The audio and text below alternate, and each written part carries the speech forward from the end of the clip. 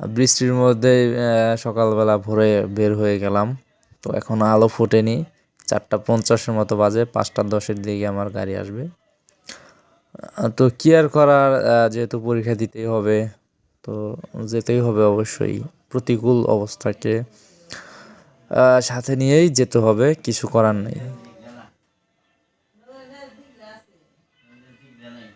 এই যে দেখতে পাচ্ছেন বৃষ্টির মধ্যে, যাই হোক, এই যে বিদ্যুৎ চমকালো, হয়তো বিদ্যুৎ বজ্রপাত হতে পারে আশেপাশে, তো সাবধানে থাকতে হবে।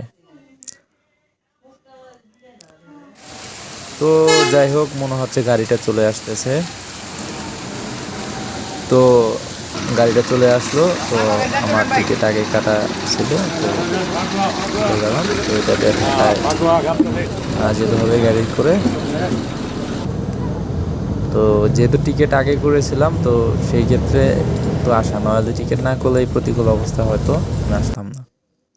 তো যাই হোক, আল্লাহ ভরসা, ঢাকার উদ্দেশ্যে রওনা করে দিলাম। এখন একটু ঘুমাবো, নির্ঘুম রাত ছিল যেহেতু, এক্সামের টেনশন, যদিও প্রিপারেশন তেমন একটা নেওয়া হয়নি। তো আপনারা জানেন যে আমি প্রিপারেশন সারি এক্সাম দেওয়ার ট্রাই করি আর কি, তো আপনাদের জন্য আর কি। তো যাই হোক, এখন টেকনিক্যাল থেকে গাড়িতে উঠলাম। তো যাব এখন মিরপুর 10, সেখানে কেন্দ্র। তো যাই হোক, লোকাল গাড়িতে।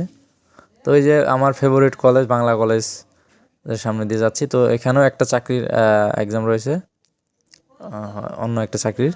তো আমি যেটা দিচ্ছি সেটা অন্য। তো এই যে এইটা দেখতে পারতেছেন, মিরপুর গার্লস আইডিয়াল কলেজ। তো সেই ক্ষেত্রে এটার পাশে হচ্ছে আমার কেন্দ্র।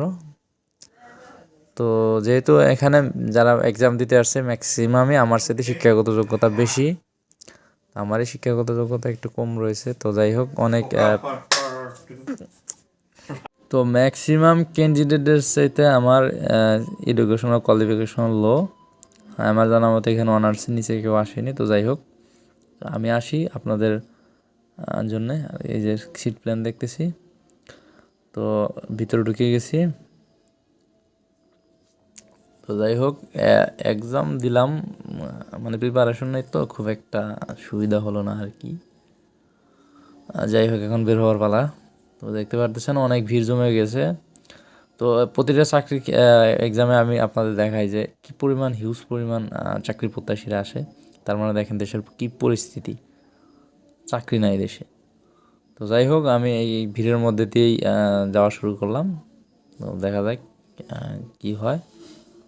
তো যাই হোক, এখন আস্তে ধীরে